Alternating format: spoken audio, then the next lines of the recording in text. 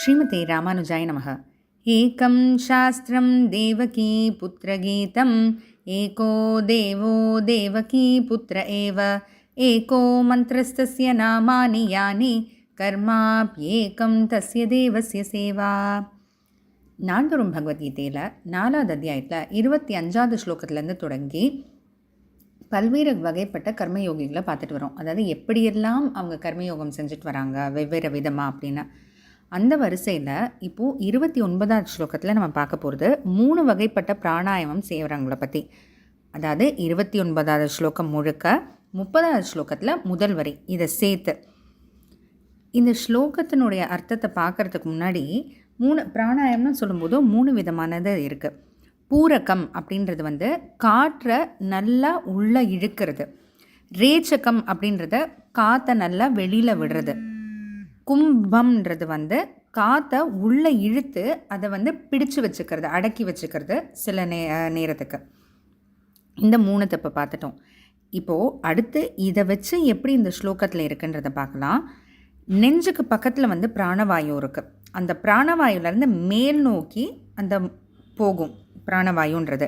அப்போ நம்ம மூச்சை உள்ளே இழுக்கும்போது இந்த பிராணவாயு மேல் நோக்கி போகுது இல்லையா, அதை வெளில போக விடாமல் தடுத்து கீழ் நோக்கி அனுப்புது. எது? நம்ம உள்ளே இழுக்கிற மூச்சு.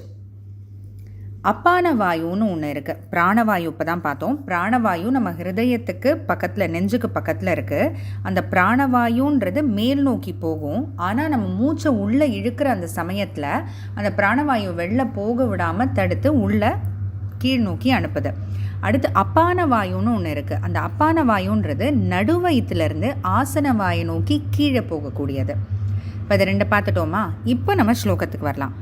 அப்பானே ஜுஹ்வதி பிராணம். அப்பானேனா அப்பான வாயு அப்படின்ற அந்த நெருப்பில் பிராணம் ஜுஹ்வதி, பிராணவாயுவாகிற பொருளை ஆகுதியாக கொடுக்குறோம்.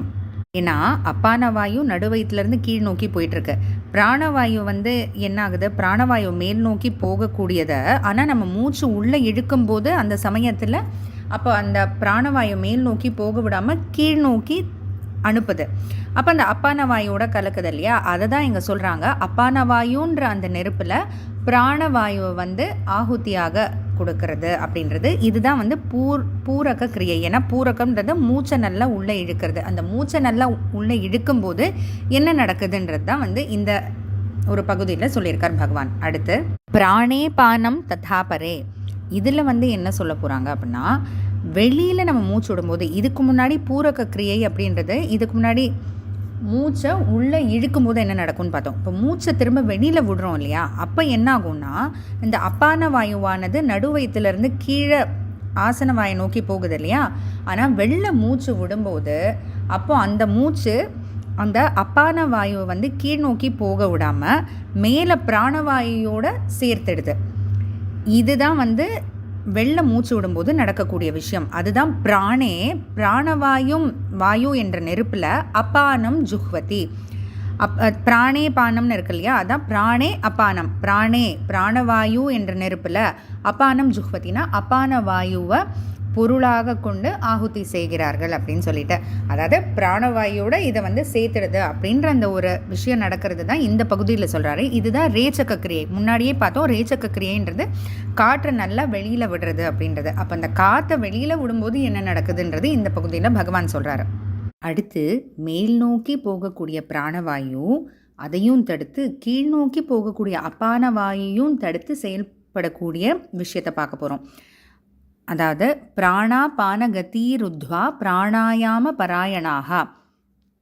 பிராணாபான கதிருத்வா, பிராண அப்பான கதிருத்வா. இந்த பிராணவாயு அப்பான வாயு கதி அது போயிட்டுருக்கு இல்லையா, பிராணவாயு மேல் நோக்கி போகக்கூடியது, அப்பான வாயு கீழ் நோக்கி போகக்கூடியது. இது 2த்தையும் ருத்வா நிறுத்தி பிராணாயாம பராயணாக, பிராணாயாமம் பண்ணுறதுலையே நிலை நிற்கக்கூடியவர்கள். பிராணாயாம பராயணாக, எப்போதும் பிராணாயாமத்திலேயே ஈடுபட்டு கொண்டிருக்கக்கூடியவர்கள்.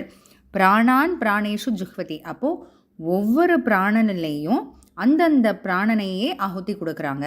ஏன்னா எப்படி நீங்கள் பார்த்தாலும் அப்பான வாயு இதோட கலக்கிறதும் சரி, பிராணவாயு அதோட கலக்கிறதும் சரி, ஒன்றுக்குள்ளே ஒன்று இதுவாகுது இல்லையா? அதான் ஒவ்வொரு பிராணனிலேயும் அந்த பிராணனையே ஆகுதி கொடுக்குறவங்க அப்படின்ட்டு.